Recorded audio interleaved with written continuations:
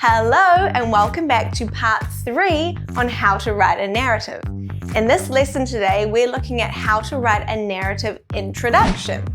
If you missed part 1 and 2, maybe have a look at those ones before you come along to this lesson. All right, let's get started. Okay, in part 2, we were looking at how to plan for our narrative. So I'm going to take the same plan that I used in that one and bring it over here, and we're going to have a closer look at how to turn that plan into an introduction. So here is my plan for my introduction. It's setting the scene of our story. So we've got me and my friends going for a day at the beach. It's the summer holidays. The where is we're at the beach. The why, it's hot and sunny. And the how is we're feeling excited and ready for a cool down. So those are all the points that I need to make sure I include in my paragraph, but how do I make that sound a bit more exciting than what was written in the plan? Well, I need to make sure I include these things. I need to have exciting sentence starters, interesting vocabulary. I need to include the senses. That's what we can see, hear, smell, taste, feel with our hands. And I need to engage the reader.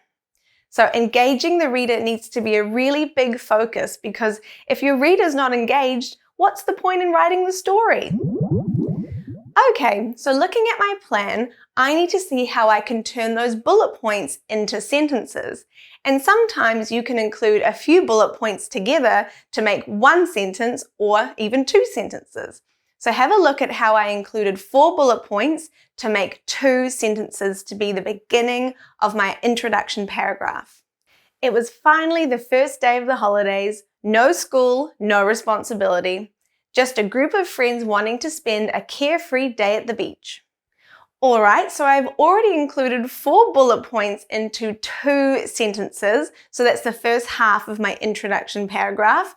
Now let's see if we can include the other bullet points for the rest of the introduction.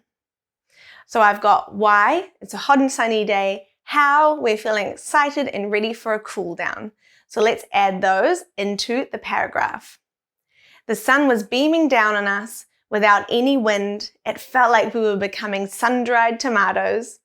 We could see that our shoulders were already getting sun-kissed. Time to slap on the sunscreen. Nothing was going to stop us from hearing those waves crashing on the shore.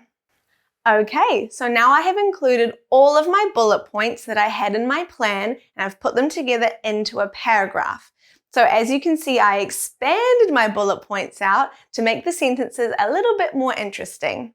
So now we can look at the whole paragraph together and see if we included all the criteria that I talked about before. All right, here's my paragraph. As you can see, I included exciting sentence starters, interesting vocabulary, I included the senses, and I think I engaged the reader. Okay, so now you have seen how I turned my plan for my introduction into an introduction paragraph. And I included the who, what, when, where, why, and how. And I included those 4 other criteria to make sure my paragraph was engaging for the reader. So it is your turn to have a go at writing an introduction.